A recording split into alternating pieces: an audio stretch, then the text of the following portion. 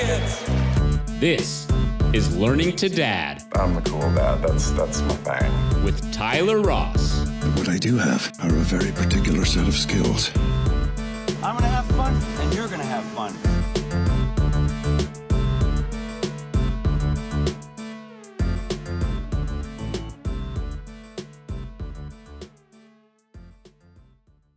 Hello and welcome to Learning to Dad. I'm Tyler Ross. My guest today is Marc Hodulich. I'm so happy to have you here. Thanks a lot for giving me your time, man.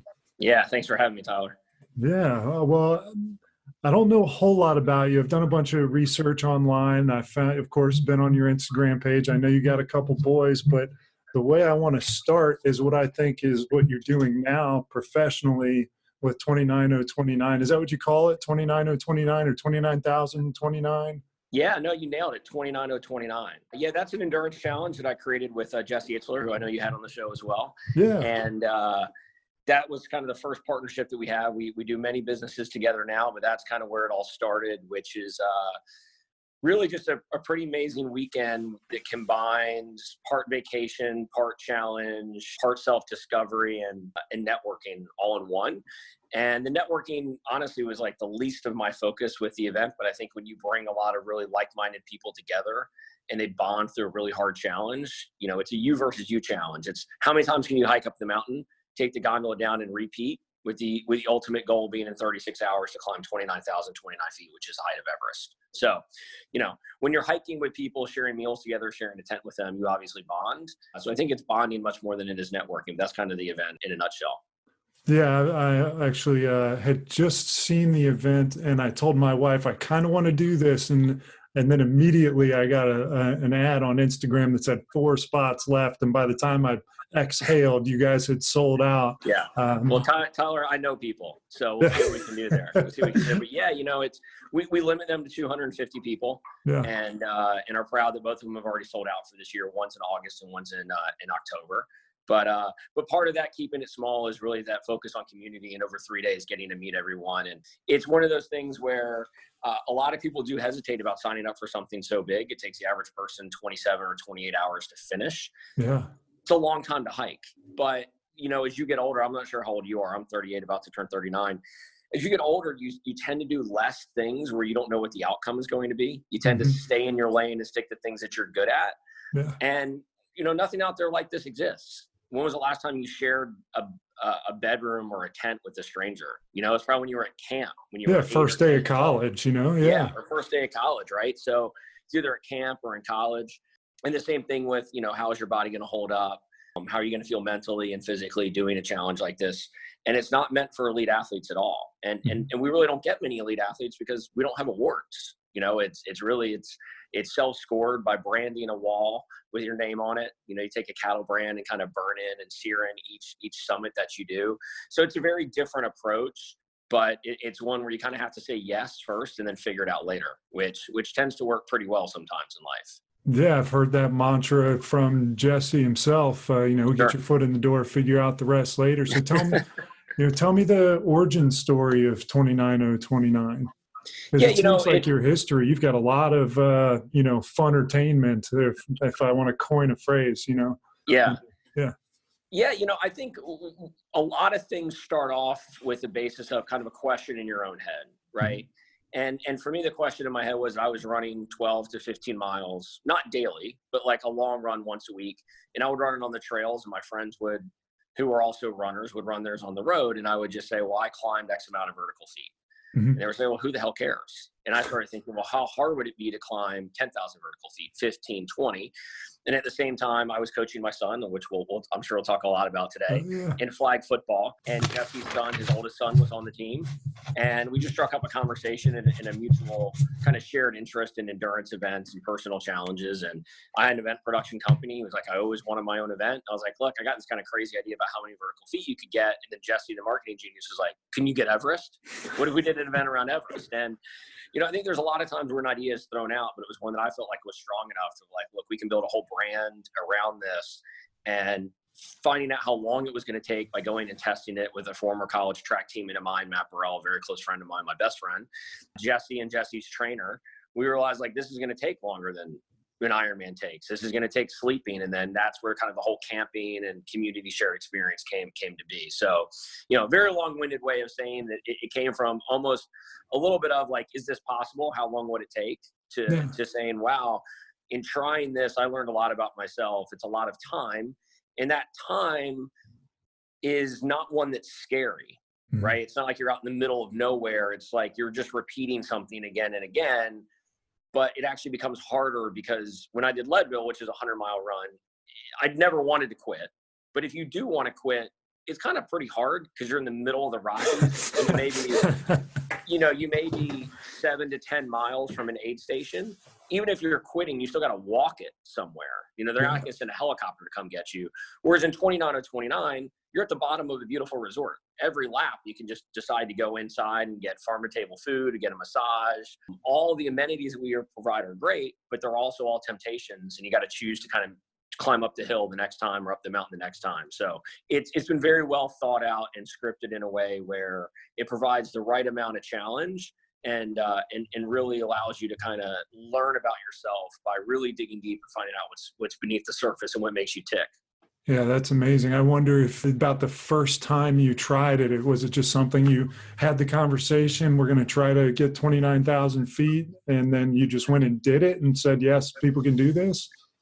Yeah, there was a little planning involved. We realized that the downhill was going to take a real toll on us, and that we needed to have a method to get down. And, in Georgia, we don't really have ski resorts, and we didn't want to have to fly somewhere to test this. So it was having a friend of ours drive a Suburban, and also it was a decent amount of challenge to find out, I'm going to sound geeky saying this, but we had to be efficient in terms of vertical feet gain. So you wanted to find something steep without a lot of flat because, you don't want to have to cover 50 or 75 miles to cover 29,000 feet.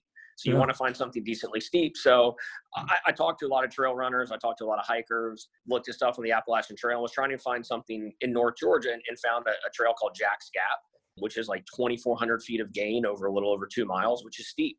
Yeah. And luckily enough has a road running next to it. So we were able to hike up and have a buddy that sat there for an hour and would drive us down and repeat it. And you pretty quickly realize like, oh geez, each hike is taking us 45 minutes. And you do the math, you're like, well, we're going to be out here a long time. So we were prepared with hydration and food and caffeine and everything that we needed being endurance athletes. But it wasn't really into the realization of like, you do kind of lap 5, and you realize, oh my God, like to finish this thing, we're going to be out here another 12 or 15 hours. That's where it starts to weigh on you. When you've been out doing something for 5, 6, 7 hours, you can't let the enormity of what is left overtake where you're at. And you just kind of have to stay present and stay in the moment for each lap. So even testing the event was a really big challenge for us. And we realized we were onto something, and also realized the right format, location, support was really going to be necessary to make sure that people could accomplish this. Yeah. So to answer your question, I'm 35 and I'm finding myself becoming more interested in endurance events. And if I recall right, I read an article about you running track at Auburn at the collegiate level, but you are not an endurance guy, right? Like, no, what was the shift towards endurance? Did you find it came with age? Yeah. Look, I ran at Auburn. I wasn't really good, to put it in perspective, right? When you're lining up against Olympic athletes and looking down the line and kind of already having lost the race before it started. And I think a lot of people that run in college go one in two ways after college. They have these unrealistic dreams for most of us of winning road races and making some type of career out of running, which there's not much of a career there. And the few that do it, it's a really hard life. Or you give it up altogether and start lifting weights because you've been 120 pounds and you're tired of being the small guy. And I kind of did the latter. I stayed in really good shape, but I didn't really run a lot other than a couple miles a day.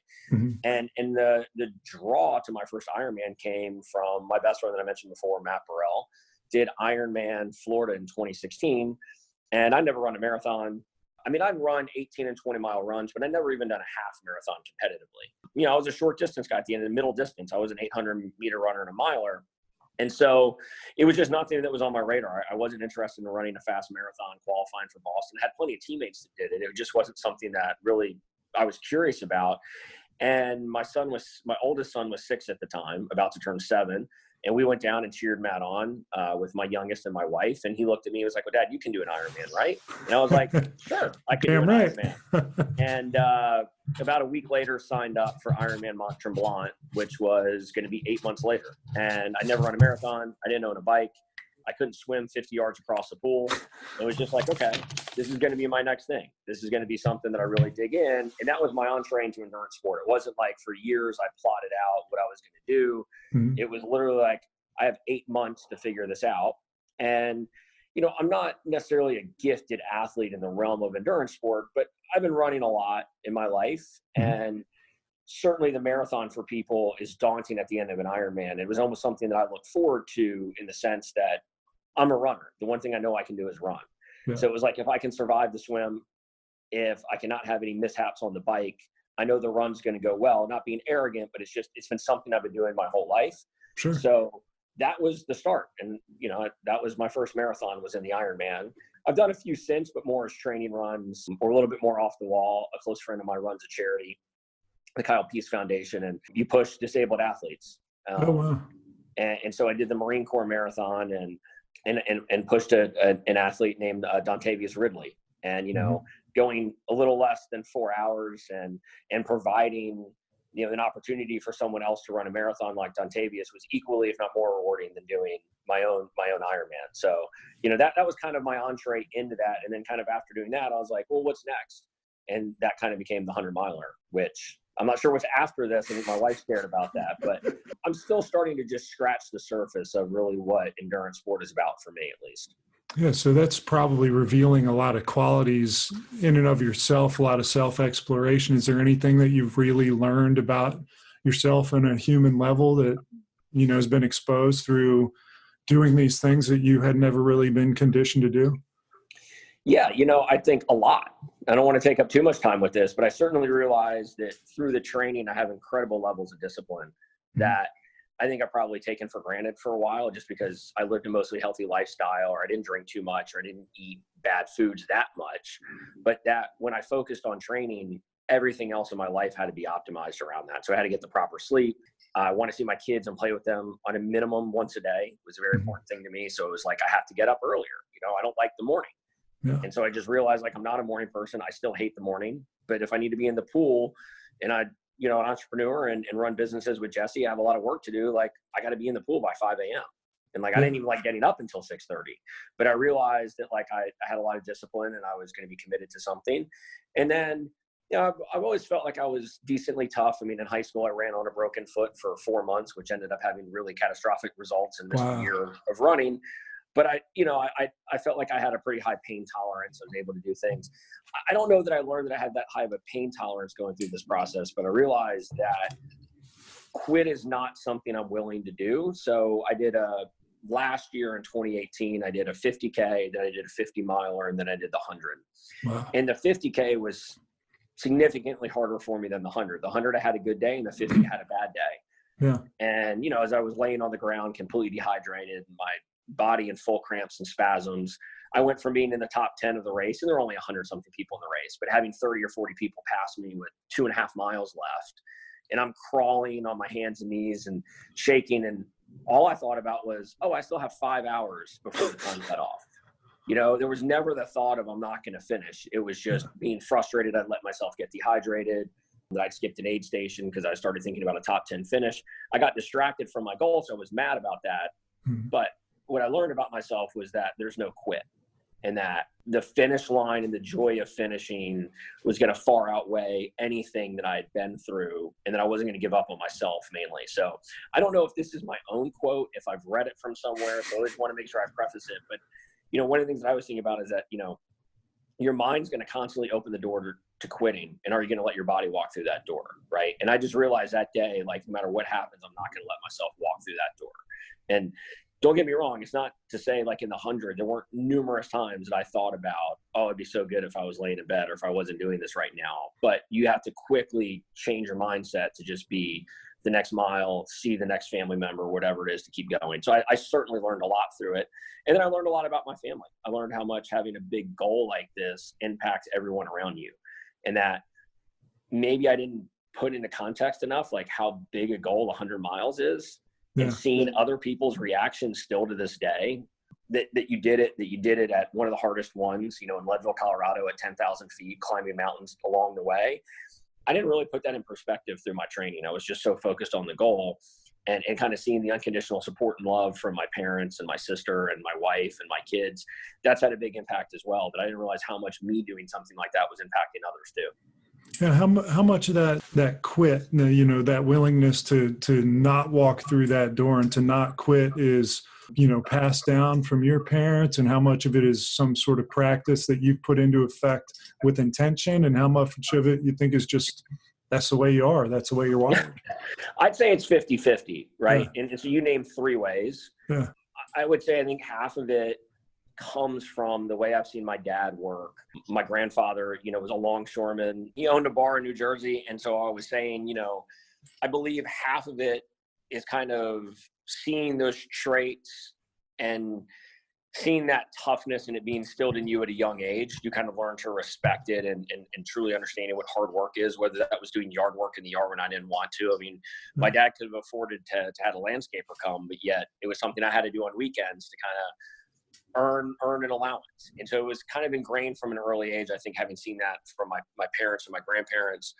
But then I believe, running track in college, waking up early in the morning to work out, staying late at work, whatever it may be, the more you do things that kind of suck and are a little bit hard, I do think you harden your mind. So I believe it's a little bit half kind of who you are when you're born and who's around you. You absorb that. I see my kids absorbing it right now. My 9-year-old, unbeknownst to me, without even asking, wrote down in a journal that he has, he wanted to run 103 miles this year because my race was 103 miles. Yeah. So that's his goal for the year. And he's going to hit that by midsummer. But, last year he probably only ran 10 miles in a whole year. He ran 3 5Ks. So I think some of it you absorb kind of from who you're around, and then you put it into practice yourself. And so that kind of won't quit mentality, I think, is something you can both learn and absorb from people you're around, and then you can teach it to yourself. I truly believe that. So how old's your other? Do you have a 9-year-old, and how old's your other one? Yeah, so Chase is my 9-year-old and Dylan's my 7-year-old. So 2 boys. So and they watch you train. They watch you get up early, and you think that example is just being soaked into them already? Yeah, kids soak up everything around them. The good and the bad, as being a dad, you got to watch what you say. Your kids will repeat it. At about 2 years old, they start to pick up on some of that stuff. Yeah. So in our household, it's sense of humor. I'm a big goofball. I'm a jokester and a prankster, and I'm always trying to scare them or pull pranks on them. But then the hard stuff that you do wears off too.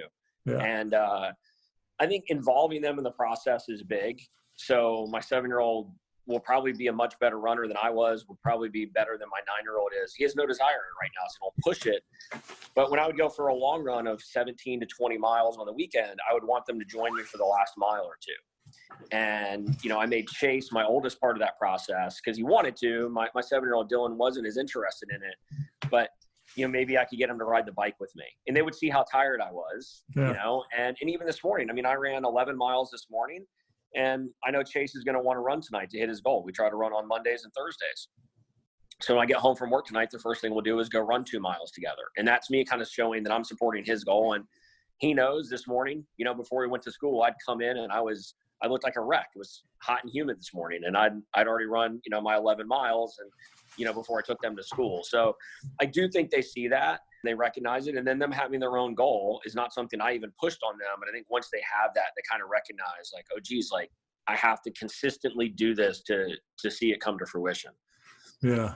So how old were your kids when they started really participating in, watching you trying to reach your goals? Well, I didn't have these big athletic goals until 17, right? Yeah. So in 2017, so it's been, they were 7 and 5. Mm-hmm.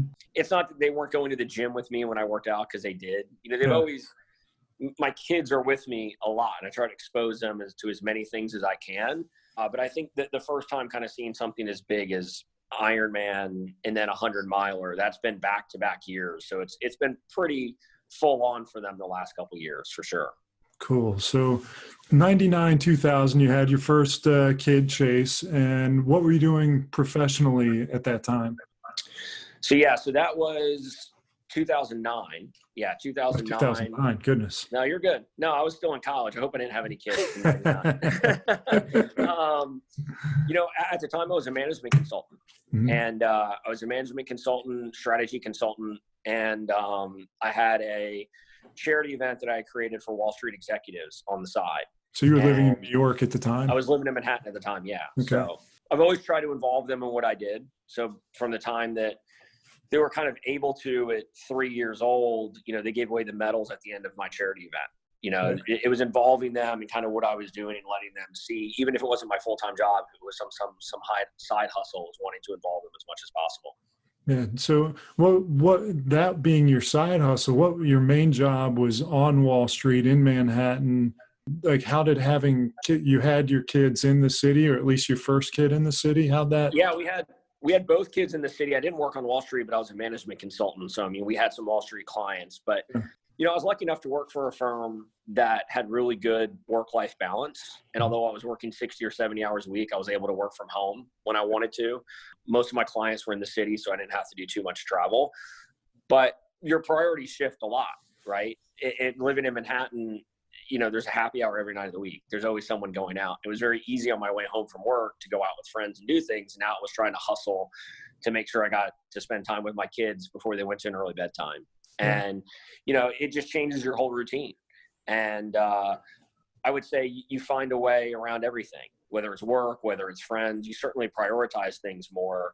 Even the dog, right? We'd only had a dog for a year, but, you know, the dog was probably the one that had the hardest time when we had kids. My wife and I adjusted pretty quickly, and the dog couldn't believe, you know, how little attention he got then. So I think you learn to optimize for things that are most important to you. And obviously when we had kids, there were certain choices that you would make if you wanted to spend time with kids. And that may be turning down, you know, an overseas client because I didn't want to be in London all the time. And it wasn't career suicide. It was just letting people know why I was making that decision and where I wanted to be. And, you know, there's a quote that I love that says that what seems small today, the things that seem small today are actually turn out to be the big things later.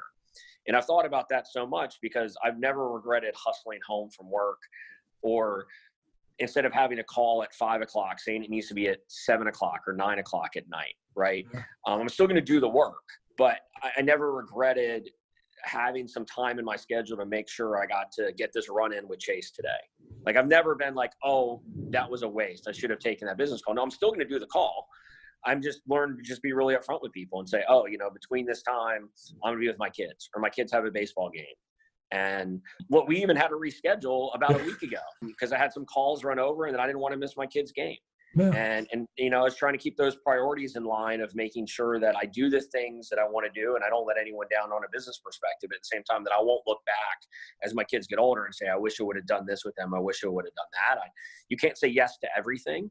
And that's a hard thing with my kids because I'm with them so much. When I say no, it is tough for them.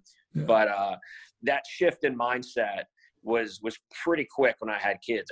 I wanted to be a dad so bad. And I respect my father so much and the time he spent with me. I only wanted to honor it. I know a lot of people in my situation would be like, oh, well, did you have a neglected childhood with how much time you spent with your kids and you're trying to make up for it? I was like, no. If anything, I just want to make my dad proud that I can be as good of a dad as he was, because we have such a great relationship and he did all those sacrifices for me. I want to make sure that I prioritize my kids the same way that he did my sister and I. Yeah, most definitely. How far apart are your sister and you?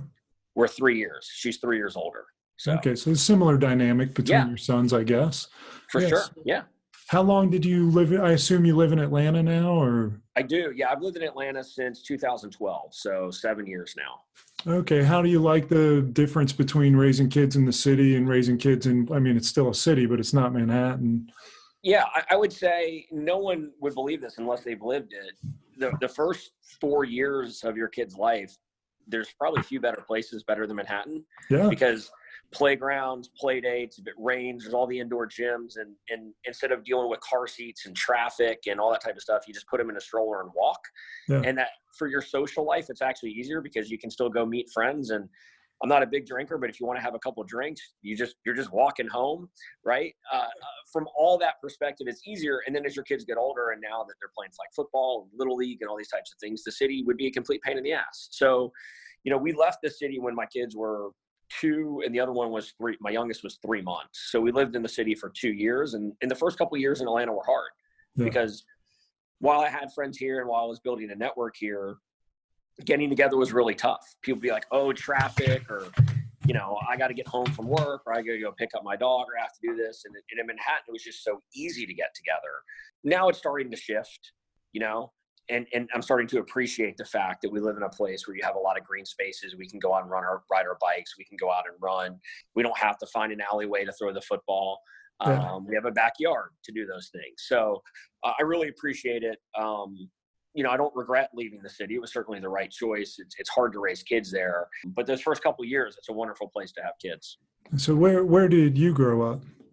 I grew up in Birmingham, Alabama. Yeah. And what was that context like? What was Birmingham like when you were growing up there? Is that a very urban, or were you in kind of a suburb type area? No, I was in the suburb, you know, I mean, you know, new construction development, every house almost looked the same, you know. Yeah.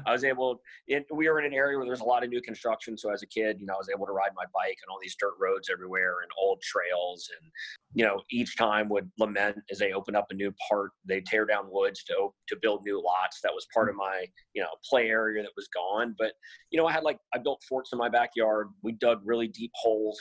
I don't know why you dig holes. Trying to get to China.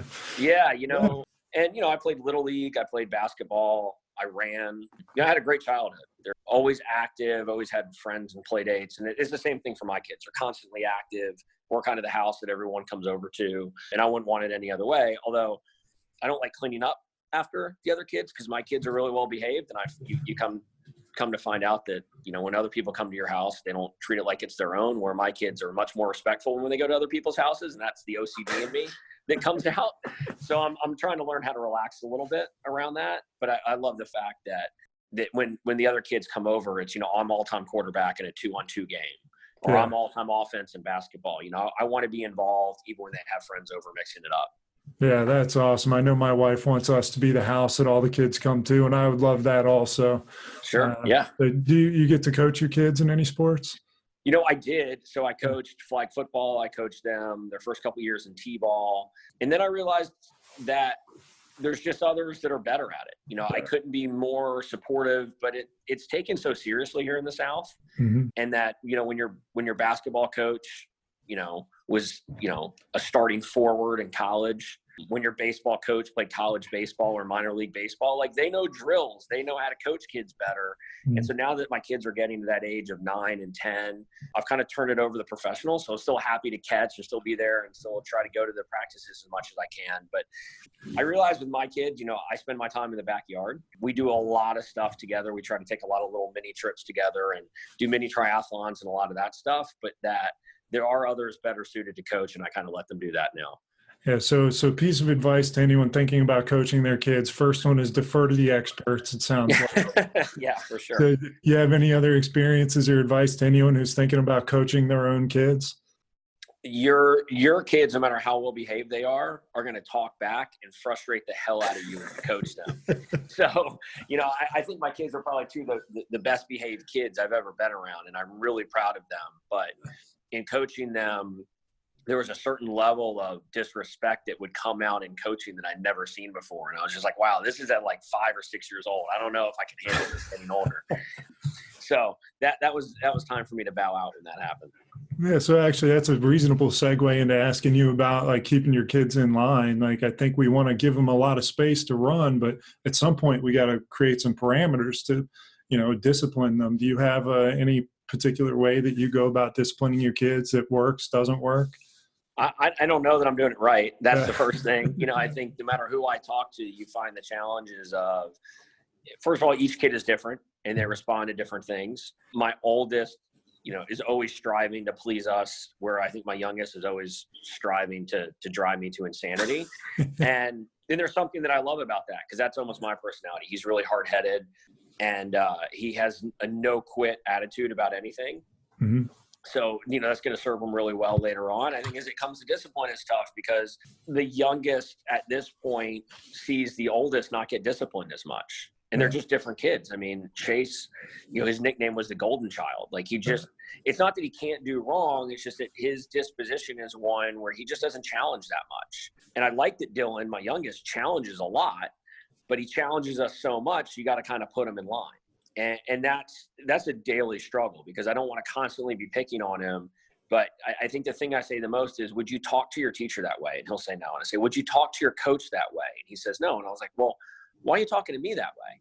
You know, and then he rolls his eyes and you're just like, oh my God. Like, you know, like, he's like, why are you asking me these questions? Like, obviously I talk to you this way because I can, you know? And there's been a lot of funny exchanges like that in the moment sometimes aren't so funny. So I would say that's a challenge for me is understanding that sometimes I need to be a little bit more patient with my younger guy because he's just wired differently.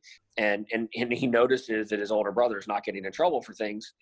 And it's because he's not doing anything to get in trouble about, but he still internalizes that probably as, well, I'm always the one who's in trouble.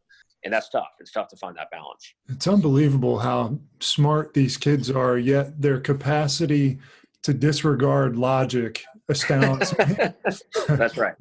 That's right. Well, so how would you say that the way you were raised impacts the way that you're raising your kids? Yeah, you know, I think my parents were really, and I know they were really inclusive. Humor was a big part of our family and still is. I mean, unfortunately, I just lost my grandmother at 89 years old last week, and she lived a wonderful life and have nothing but fond memories of her. And the family getting together through a hard time still had a lot of laughter and humor, right? And so from an early age, it's been the way I was parented was you have to have thick skin. You know, my mom's a nurturing, loving, caring one that's almost sweet to a fault. And my dad's a compassionate guy, but my dad was a college wrestler. You know, he's tough. And some of the toughness wasn't physical. It was, you know, I remember being in high school and going to go on a date and him being like, you're going to take a girl out wearing that, you know? and, you know, you didn't know if he was joking or if he was being serious, right? And it was always that way. And it still is. It's just constant banter and sarcasm and humor. And both my kids have that. And I think it's one where when kids make fun of them or kids pick on them, they're tougher. They don't let everything just get to them because they're used to kind of being made fun of, whether at home, you know, it's me talking about girls at school that like them. And I mention their names all the time. I'm just constantly picking on my kids, just like I joke with my buddies. Yeah. And I think having them be inclusive when I have friends over, you know, I do have a few dinners. I wouldn't call them networking dinners, but there's 7 or 8 guys where we get together on a monthly basis. And, you know, I let my boys kind of hang out for 45 minutes or an hour because I want them to know my friends. They're really good people. They make me a better person, you know, and there's 2 groups, but one of the groups, you know, 8 of us all ran the 100-miler together. So they got to know them really well. And I want them to experience my friends. And so I think it's important to expose them to a lot of things. And the other thing is I traveled a lot as a kid, even growing up in Birmingham, Alabama, we traveled a lot. And I think that gives you exposure outside of the mentalities that maybe the South has or other areas that aren't as favorable. A, they're not all true, but B, where they are true, when you go outside and see people of other, you know, races, cultures, religions, and you experience that, you grow up with a much more worldly view. Yeah. And so our kids from an early age have been fantastic travelers because it was just part of their normal life. And that's something that I learned a lot from my parents was just, you know, there was no reason for us to cry or complain about travel. We were going to go to someplace good or bad. We were going somewhere. And, you know, I was along for the ride and my sister and I were, and now that's the same way with my kids. You know, they're very easy to go to other places and get out of a routine because it's been ingrained in them from an early age. Right. Yeah. And we've been able to be very casual about that and not make such a big deal about bedtimes or meal times or those types of things because we wanted our kids to be a little bit more flexible and not as rigid in schedule. So everybody parents differently. I have friends that, you know, they won't go to California because it would throw off their kids' sleep. You know, yeah, sure. We'll go for 2 nights and realize that they're going to be a wreck. Right. We're going to have a blast during the day and we know we're going to forego some sleep because of that. But, you know, my in-laws live in Southern California. And if it's a big birthday or if it's something, we're not going to miss it because, you know, our sleep schedules are going to get thrown off. Yeah, that makes perfect sense. I'm sure anybody that's got kids and friends with kids can relate to exactly that difference in style. Sure. I want to be sensitive to your time. So I want to knock out some for sure. Short answers here. What impact have having kids had on you? It's not a short answer, but no, it's not. You know, it's made me think a lot more about kind of my daily actions. I met a woman not that long ago that asked me a question. She said, "Do you like how you spent your minutes today?" And I Interesting. wouldn't say that I cared how much I spent my minutes until I had kids. Mm-hmm. I was always mindful of my time. I've never wanted to like binge watch Netflix or watch a bunch of TV. I've always been an active, productive person. But I think as it relates to organizing my day so I could read to my kids at bedtime or making sure I was at all their events. So it certainly changed my mindset about how I spend my minutes. It made me think a little bit more about the time I spend with my parents. They don't live that far away, but kind of seeing the joy that my parents get from spending time with my kids, it just made me very grateful that my parents are, still young and healthy and able to have their grandkids. So I've always been a sentimental person, but even having kids has made me just be even more grateful for the relationship that I have with my kids. And it's really helped, I think, crystallize too some of my friendships. My friends that care about my kids, I've just become closer with. And they know that they're a big part of my life, and they respect the fact of how much time my wife and I want to spend with our kids. We still have our own trips that we take. We're not the parents that can't take time away from their kids. You have to find that balance, but it just helps put a lot more in perspective, I think, too. Yeah. So what's on your not to-do list as a father? Ever embarrass my kids, or belittle them. I don't think there's anything to be gained from that. To force them down a certain path. I think one of the things that I respect most about my dad is that as I was getting recruited from college programs as a sophomore in high school, he still supported me to go and sit at the bench and play baseball. And I made the decision on my own. And I think you have to let your kids make certain decisions. So a big thing on my not to-do list is set out a path for my kids or set certain expectations on them. Everyone has their view on, maybe it's religion that they want their kids to be involved in as part of a family. Maybe it's a career path. Maybe it's a school they want them to go to. The only thing that I would not let them do is go to Alabama because I went to Auburn. And I've made that pretty clear. And other than that, and I'm serious about that too. If they want to go, they can pay for it. But, in the not to-do list is telling them what's right. I mean, my 9-year-old would be an unbelievably gifted golfer or tennis player. Mm-hmm. His hand-eye coordination is off the charts, but he likes flag football. And candidly between us, I hope he doesn't hear us, but he's not that fast. He's not that agile. But if that's what he wants to play, we let him play it in the spring. We let him play it in the fall. He takes it after school. That's where he's happy. He doesn't need to specialize in something. I don't care about that. There's always a time in life if you want to specialize or do something. And I'm not going to force my kids down a path because I know what they're good at. I want them to follow what makes them happy and then find out the right way to support that through them getting to make their own choices and then us finding the right level of support. Because I think you have to have your kids get some buy-in themselves too. They have to be willing to practice on their own. They may have to be willing to take some of their allowance. They may have to be willing to give up some things with their friends to show they have some skin in the game as they get older. Those are things that I had to do when I was a kid. That's really profound. I'm going to directly apply that. Absolutely. That was great. So with exception to not going to Alabama, what would the greatest hope be for your kids? I'd want them to want to be his dad. I'm getting emotional as much as I am, it's the happiest thing that's ever happened to me other than marrying my wife. And I'd want them to look back on their childhood and say, man, if I could recreate this relationship with my kids, that would be great. I think, you have certain career expectations. I would never want my kids to go to private school, go to an Ivy League college, and then feel some obligation because we've spent $750,000 in education or whatever it would be, that they need to pursue some job to make us happy. It's unfortunate that most people don't get to do what they love. And I think sometimes that stems from societal demands. Other times it can stem from the parents starting putting a certain expectation. And so long as my kids are able to support themselves and their family, I would want them to pursue what makes them happy and what they feel like their calling is. And so, that would give me a lot of fulfillment. And quite frankly, if they still want me in their life, I think that would be a big thing that they don't want too long to go before my wife and I get to see them and hopefully our grandkids. That would be winning for me. I think that's wonderful. Actually, I'm going to sidetrack here. Yeah. You have to grow old, but you don't have to grow up. I pulled that straight off your Instagram post. So what's that mean to you? Yeah. I mean, it just means that I still want to play in the kids' games, right? It's part of my play and happiness is from being in the backyard, playing the flag football game, being the quarterback, or joking around with them. I'm going to have that immature sense of humor. And, when they have their phones, I'm going to send them the same poop emoji back that they're going to send me, because you have to be able to laugh and have fun. And I think my dad is 69, and there's times where I think he acts like he's, 16 or 19 again.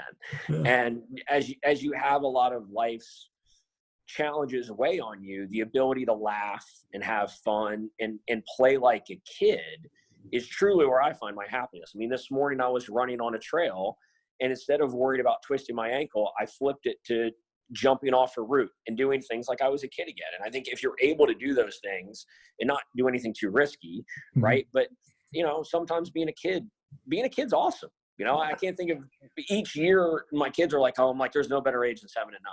And next year I'm gonna say there's no better ages than 8 and 10. Then I'm gonna say there's no better ages than 9 and 11, because I remember where I was at those ages, and I'm able to relive that now. So I kind of see the way my dad approaches things by just always having fun, mm-hmm. being optimistic in the situation, and honestly, kind of acting like he's a kid again works pretty well. It doesn't work in every setting, and you have to be mindful of that. But I think when you play with your kids, if you can play like a kid, rather than always be coaching, and there's a time for that, don't get me wrong, but I think if you can just play, mm-hmm. that it certainly brings me joy. Yeah, I love it. I feel you said it better than I can even think it. So if you were writing a book about your life as a parent, could you think of a name of a couple chapters, maybe a chapter that you're in now? It's a really good question. Chapter I'm in now would be Keep Picking Me, right? So I see as my kids get older, they have play dates, mm-hmm. And I want to still be picked to be on their team, right? I want to still be included. And I see that, at bedtime, my 9-year-old probably doesn't need us to read to him anymore, mm-hmm. but he still wants us to say goodnight. And that's a big part, because I see them kind of transitioning to that next phase where they don't need us as much. Yeah. And I don't want to let go of that right now. Like, I like that they're more independent. I like that on a Saturday morning they can make themselves breakfast, but I still want them to pick me to make breakfast, because I like still providing for them. And I know I'm going to have a whole life of that, but I still want to get picked. You're making my eyes well up a little bit thinking about that. So who's your favorite? I know you said you don't watch a lot of television, but who's your favorite TV dad? Oh my gosh, I never really thought about that. Well, until recently, it probably would have been Bill Cosby. Unfortunately, not anymore at all with his behavior. But I love, how he was the jokester, right? He was always fun. He was joking. I think that was, like I said, until recently, that would not be the pick anymore. But that interesting question with TV dad. I mean, I think I just think of people that have that real kind of light approach to life is certainly what I lean towards. Awesome. How would you describe the dad you'd like to be remembered as? Supportive, trustworthy. Like, I want my kids to know that I'm someone that they can come to with anything and they're not going to get judged. I just want to maintain a relationship of, if it's bad news, tell me, right? And that there's not always going to be some hammer on the other side of it, right? So, and quite frankly, someone that they want to be around. The relationships that I see that I really admire are the fact that I want to talk to my dad. I want to talk to my mom. It's not an obligation for me to call my parents. And I know that certain people fall into that category. And I think you want to find that balance between someone that they look up to and come to for advice and provide nurture and support and guidance, and at the same time be a friend, right? And so I would want to look back and know that I was someone that checked those boxes for my kids, and that I was someone that they wanted to hang out with still. Awesome. I have 3 left. The first was given to me by Lewis House, and that was, when do you feel the most loved? When my oldest holds my hand. It's become something new at night where he just holds onto my hand. He doesn't want to let go. Yeah. And that's about as good as it gets. Yeah. It's that, and it's my 7-year-old doesn't show a lot of emotion. Mm-hmm. And when he does show emotion, he's really trying, and it gets me, because I know it's a stretch for him, mm-hmm. and it's not forced. So when he does it really feels good, And then every day when I come home from work and the dog knocks the kids out of the way, I feel pretty loved too. He's unconditional with that on a daily basis. That's the best, walking through the door and the whole crew comes. Yep. Yeah, that feels good. This is one of my favorite questions. It's the Tim Ferriss billboard question. If you could give a piece of advice that has to fit on a billboard for all the dads flying by at 75 miles an hour, like, what would you put up on that billboard? Oh, wow. It's really good. So Tim Ferriss's question. I wish it was mine. yeah, you're smart enough to ask it. So the piece of advice I would give, they could read on a billboard driving by at 75 miles an hour. When your kids ask you to play, say yes. Yeah, that's great. That's great. So I lied. Anything, because they're going to ask you to do shit, excuse my language, that you don't want to do. Yeah. And, you know, I find myself struggling sometimes saying, instead of playing this game, can we play this game? Because this is what I want to do. Right. And I think just saying yes when they ask you to do something always ends up being the right call, even when it gets me in trouble with my wife for it being too late of a bedtime. We're supposed to come inside. We're not supposed to be playing. And, you know, they say, can the game go to overtime? And I say, yes. Very few times does that come back to haunt me. Yeah. I'm with you. I was chastised just yesterday for doing airplane with both my kids when they were supposed to be brushing their teeth. That's right. Yeah. So Ours is normally wrestling. I get them all riled up at bedtime when they're supposed to be brushing teeth or reading a book, and they want to have a 2-on-1 wrestling match. And I say, yes. That normally prolongs bedtime by about 15 minutes. So it could be worse for your wife. She could be dealing with 3 people wrestling rather than, you know, airplane, but give it time. Oh, I love that. So I know I told you 3. I'm going to jam in an extra one. So I got 2 left. I like this question. If you could give a gift, regardless of, you know, anything, just any gift that you could conjure in your mind to give to every dad on the planet, what do you think would be handy for that every dad to have? It's either the time or the flexibility to get to spend that time with your kids, because you don't know what a moment is going to bring, and you got to kind of be there. And that's tough. I do feel for some dads, and I know that their work schedule doesn't allow them to spend the kind of time that I get with my kids. And I think, you know, like the gift of flexibility, if that's an option, right? I think it's great. That's something that I truly value, that I've been able to kind of carve out a career where it may mean, like I said, at night from 8 till 11 or 8 till midnight, that I'm doing the work that I would have been doing between 5 and 8, but I have that flexibility. I don't have to be in an office. There's not some senior partner that's leaning over me or some deal that's got to get done the next day. And when there is that deal, I don't feel as guilty for doing it. Yeah. Because I've carved out the other time. But I realize, and I'm very grateful that I'm in a position where I'm able to do those things, and that not everybody has that flexibility. And I would just want that for them, because there's those that have to work 2 and 3 jobs to provide and do other things. And I would want them to kind of get to spend those moments of joy that I get on a daily basis. Wonderful. You don't get it. You don't get time back. No, not at all. So my last question, I'm going to see if I can get the waterworks going on you, Marc. Oh, geez. In the event this recording lasts forever and you have an opportunity to pass a message along to your kids, their kids, their kids, their kids, and forever on, like what's a gem that you leave them?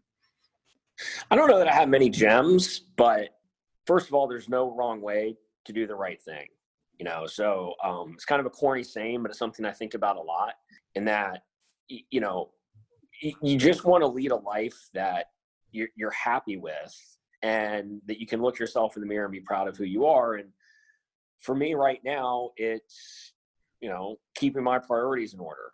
And, you know, I think that we all have an obligation to make the most of our minutes, and that we're all going to get off track and spend times doing things we probably shouldn't be doing. But my kids were going to listen to this and want to pass it on to their kids. It would be to say, you know, I've made mistakes, and that I regret the fact that in my 20s and early 30s, you know, I wasn't doing some of this endurance sport that I'm doing now, because of the amount of growth and personal satisfaction that I've gotten from it.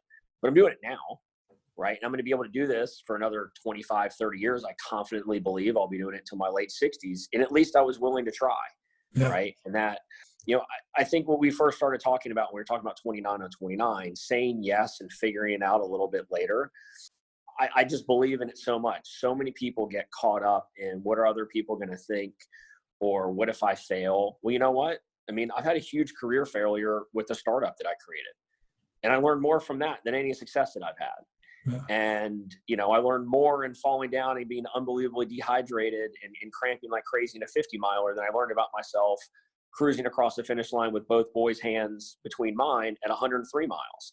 So you don't know where the learnings are going to come from. You don't know where the joy is going to come from. You don't know where the memories are going to come from. But you got to be willing to put yourself in those situations and surround yourself with people that build you up and they'll tear you down. There's way too many people who you'll value their opinions, and they don't care about your best interest. They care about making themselves feel good or trying to prove to you that they're smart or that they have the better advice. And I think that if you just trust your gut sometimes and you put yourself in a situation where you don't know what the outcome is going to be, you'll learn the best about yourself, right? And even if you fail, you'll learn what you need to do the next time. And that doesn't mean that you should go into things unprepared. That doesn't mean that, you shouldn't seek advice of experts and do all those things. I truly believe in all that. But sometimes it just means taking on a really big task and finding out what you're made of. And I don't think you can do that enough, right? And the last thing I would say is that following that advice can lead you to be selfish, and that you have to find that balance of, as much as I love doing that 100-miler, the biggest part of last year was seeing my wife do 29 and 29. That meant more to me than doing Leadville, because she got to experience what I wanted other people to have when I got myself. And as you get older, the last thing to say is, you don't do many things that you would look back on and say you're proud of. Every day my kids are coming home with a piece of artwork or, a story from a flag football game at school or something that they're proud of. And that as you get older, it gets a little bit tougher to be proud of what you do and or what you did that day or that week or that month. And that I think you need to put things on your calendar that you're going to look back and be proud of. And that may be taking your kids camping and being proud of yourself for carving out that time. That may be running 100 miles. That may be doing 29 or 29. That may be learning a new skill. But you need to put things on your calendar as you get older that will challenge you, and that you'll be able to be proud of yourself for doing them. Because I think that kind of positive momentum will translate to all aspects of your life. Yeah, that's awesome. Well, that's Marc. Thank you so much for being on, man. Awesome, Tyler. Thanks for having me, man. I love it.